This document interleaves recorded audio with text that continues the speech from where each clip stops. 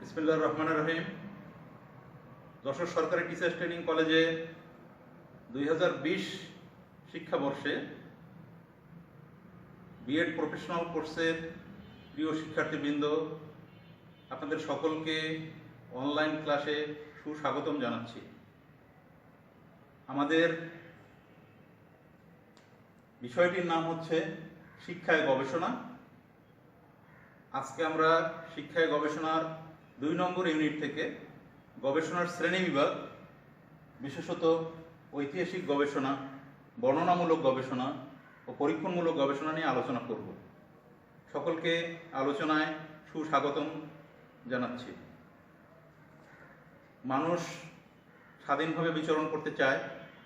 কবির ভাষায়, থাকবো নাকো বদ্ধ ঘরে, দেখবো এবার জগৎটাকে, কেমন করে ঘুরছে মানুষ যুগান্তরের ঘূর্ণিপাকে। মানুষ অজানাকে জানতে চায়, অচেনাকে চিনতে চায়, অদেখাকে দেখতে চায়। যা জয় করা যায়নি তাকে জয় করতে চায়, যা স্পর্শ করা যায়নি তাকে স্পর্শ করতে চায়, যা ভোগ করা হয়নি তাকে ভোগ করতে চায়, যার স্বাদ নেওয়া হয়নি তার স্বাদ পেতে চায়। শিল্পীর ভাষায়, আমি মুক্ত বলাকা, মেলে দেই পাখা সুদূর ওই নীল আকাশে।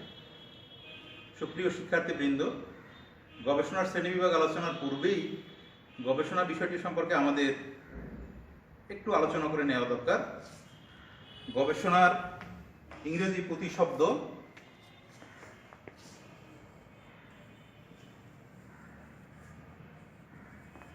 রিসার্চ। গবেষণার ইংরেজি প্রতিশব্দ রিসার্চ। এর শব্দ দুটি রি অ্যান্ড সার্চ।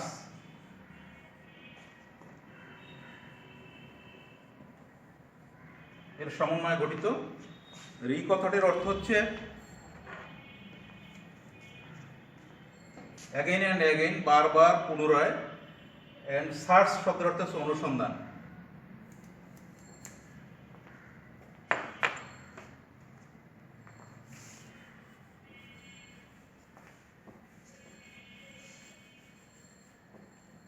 মূলত অজানাকে জানার প্রেরণা থেকেই গবেষণা নিয়ে মানুষ কাজ করছে। আমরা আজকে গবেষণার শ্রেণী বিভাগ নিয়ে আলোচনা করব। প্রথমেই আমরা কথা বলবো সকলের সহযোগিতায় ঐতিহাসিক গবেষণা সম্পর্কে। ঐতিহাসিক গবেষণার ইংরেজি প্রতিশব্দ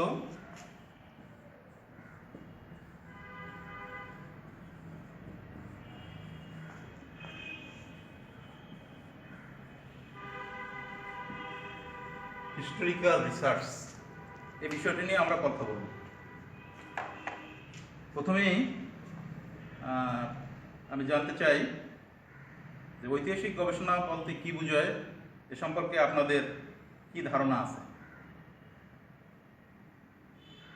হ্যাঁ, এবার একটু বিষয়টি সাজিয়ে গুছিয়ে এভাবে বলা যায়, বৈজ্ঞানিক পদ্ধতির সঠিক প্রয়োগের মাধ্যমে অতীত ঘটনাবলীর বর্ণনা বা বিশ্লেষণ করাকেই ঐতিহাসিক গবেষণা বলে। ঐতিহাসিক গবেষণায় অতীতকালে বর্ণিত বিভিন্ন সমস্যাসমূহের বর্ণনা পাওয়া যায় এবং এই সমস্যাসমূহ কীভাবে সমাধান করা যায় তার দিক নির্দেশনা এবং পরবর্তী করণীয় সম্পর্কে নির্দেশনা ঐতিহাসিক গবেষণা পাওয়া যায়। ঐতিহাসিক গবেষণা মূলত কোনো বিশেষ ব্যক্তি, গোষ্ঠী, দল, সম্প্রদায়, জাতি, ব্যবস্থা ইত্যাদির উপর ভিত্তি করে করা হয়। যেমন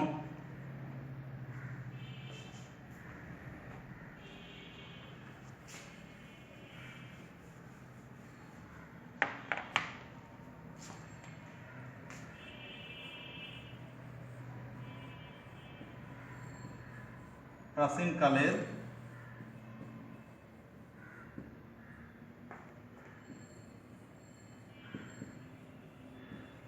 ভারতীয়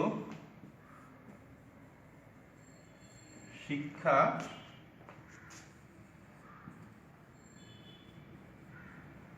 ব্যবস্থার উপর গবেষণা। প্রাচীনকালের ভারতীয় শিক্ষা ব্যবস্থার উপর গবেষণা। এছাড়াও হতে পারে মধ্যকালের ভারতীয় শিক্ষা ব্যবস্থার উপর গবেষণা, সিন্ধু সভ্যতার উপর গবেষণা, মোগল আমলের শিক্ষা ব্যবস্থার উপর গবেষণা, মোগল আমলের স্থাপত্য কলার উপর গবেষণা ইত্যাদি।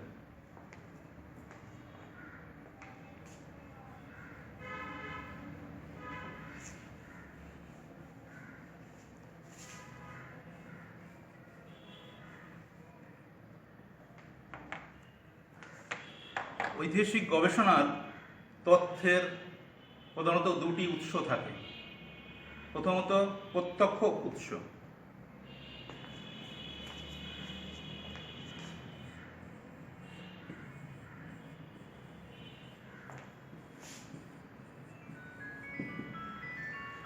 Direct source. কোনো নির্দিষ্ট সময়ের বা যুগের কোনো ব্যক্তি, সম্প্রদায়ের পুরাকীর্তি, পুরাতন জীবস্ব, ব্যবহৃত হাতিয়ার, বাসনপত্র, ঘরবাড়ি, আসবাবপত্র, চিত্রকলা, মুদ্রা ইত্যাদি ঐতিহাসিক গবেষণার প্রত্যক্ষ উৎস হিসাবে বিবেচিত হয়। প্রত্যক্ষ উৎসের আরও একটি উদাহরণ হলো ওই সময়কালের কোনো ব্যক্তির লেখা, গাথা, কাহিনী এবং দলিল। এর আরেকটি পরোক্ষ উৎস আছে, যেটি ওই সময়কালের কোনো লেখকের লেখা নয়, পরবর্তী সময়ে কেউ অন্যের শোনা বা লেখা কাহিনী থেকে উদ্ধৃত করে বলা। জহির রায়হান, মরহুম জহির রায়হান তার সময়ের প্রয়োজনের গল্পে একজন মুক্তিযুদ্ধ ডায়েরি থেকে লিখেছেন। এটা হচ্ছে পরোক্ষ উৎসের উদাহরণ।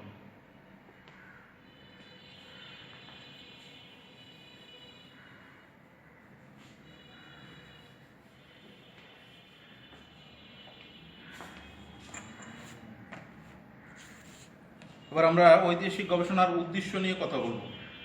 ঐতিহাসিক গবেষণার প্রধান উদ্দেশ্য হচ্ছে অতীতের ঘটনাবলী সম্পর্কে, অতীত ঘটনাবলী আবিষ্কার করা, অর্থাৎ অতীতকালে কি ঘটেছিল সে সম্পর্কে জানা।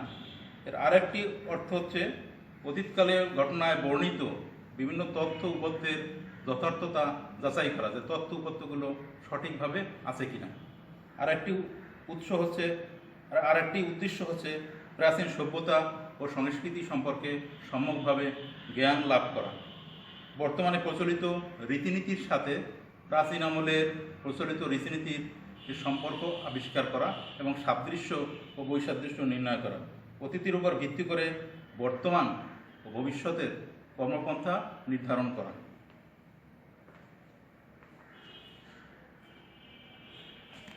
সুপ্রিয় শিক্ষার্থীবৃন্দ, এবার আমরা বর্ণনামূলক গবেষণা সম্পর্কে আলোচনা করব। বর্ণনামূলক গবেষণার ইংরেজি প্রতিশব্দ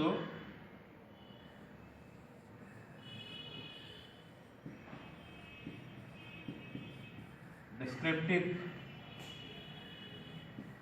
রিসার্চ।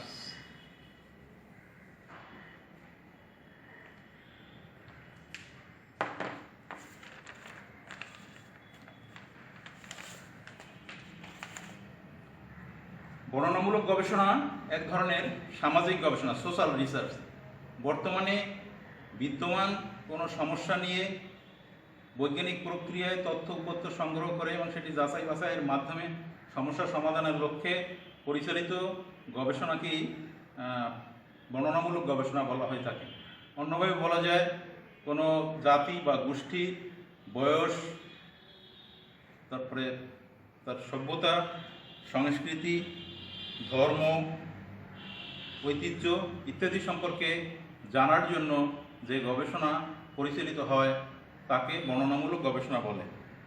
বর্ণনামূলক গবেষণায় মূলত বর্তমানে কি ঘটছে তার উপর সর্বাধিক গুরুত্ব আরোপ করা হয়ে থাকে। অর্থাৎ কোনো ব্যক্তি, দল বা বিষয় বর্তমান কি অবস্থায় কিভাবে চলছে তার উপর প্রাধান্য দিয়ে গবেষণা পরিচালিত হয়। উদাহরণস্বরূপ আমরা বলতে পারি বাংলাদেশের উপজাতি সংস্কৃতির উপর গবেষণা, এটি একটি বর্ণনামূলক গবেষণা। ধন্যবাদ।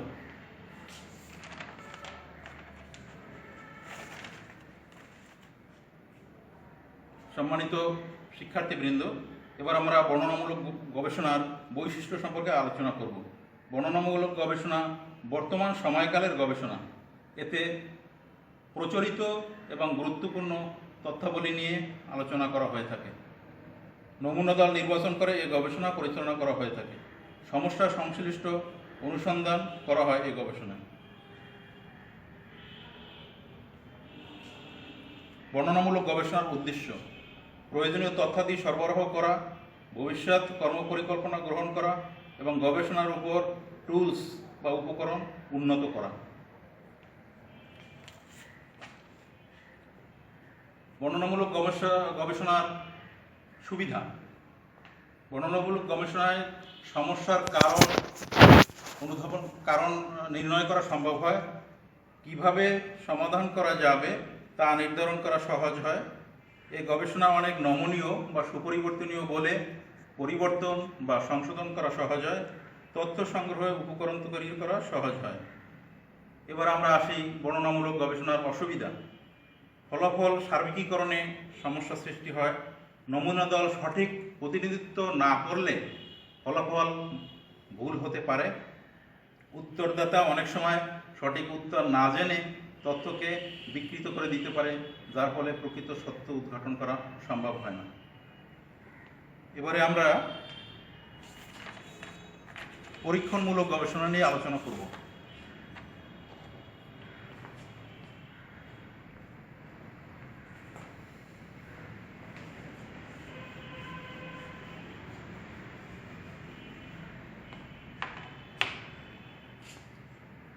পরীক্ষণমূলক গবেষণার ইংরেজি প্রতিশব্দ এক্সপেরিমেন্টাল।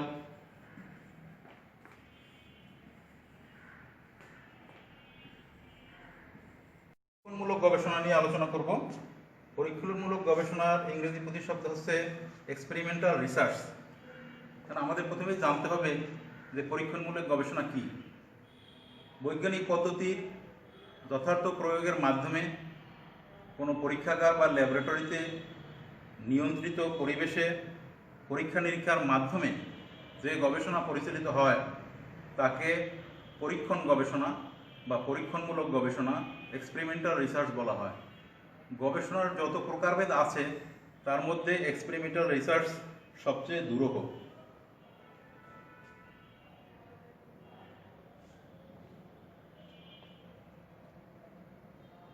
পরীক্ষণমূলক গবেষণা বিভিন্ন ক্ষেত্রেই ব্যবহার হতে পারে। যেমন বিজ্ঞানের ক্ষেত্রে এটি সাধারণত বেশি ব্যবহার হয়। যেমন বানরের রক্ত সংশ্লেষণ প্রক্রিয়ার উপর গবেষণা, ব্যাঙের রক্ত সংশ্লেষণ প্রক্রিয়ার উপর গবেষণা, লবণ তৈরির প্রক্রিয়ার উপর গবেষণা। এটি কখনো কখনো শিক্ষাক্ষেত্রেও ব্যবহৃত হতে পারে। যেমন শিক্ষার্থীদের মানসিক অগ্রগতি যাচাইয়ের উপর গবেষণা, শিক্ষা ব্যবস্থার বিভিন্ন প্রকার শিক্ষা ব্যবস্থার যথার্থতা যাচাইয়ের উপর গবেষণা। এর মাধ্যমে শিক্ষা ব্যবস্থার প্রভূত উন্নতি সাধিত হতে পারে। এর সুবিধা: ফলাফল বেশি নির্ভরযোগ্য ও বস্তুনিষ্ঠ হয়। ফলাফল সঠিকতা যাচাই করা যায়। অসুবিধা: এর সামান্য কিছু অসুবিধাও রয়েছে।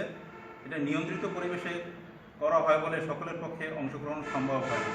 প্রিয় শিক্ষার্থীবৃন্দ, এতক্ষণ আপনারা আন্তরিকভাবে গবেষণার বিভিন্ন শ্রেণী বিভাগের আলোচনায় সার্থকভাবে অংশগ্রহণ করেছেন। এজন্য আপনাদের সকলকে অনেক অনেক আন্তরিক ধন্যবাদ জানিয়ে আজকের এই শ্রেণী কার্যক্রম এখানে শেষ করছি। আল্লাহ হাফেজ।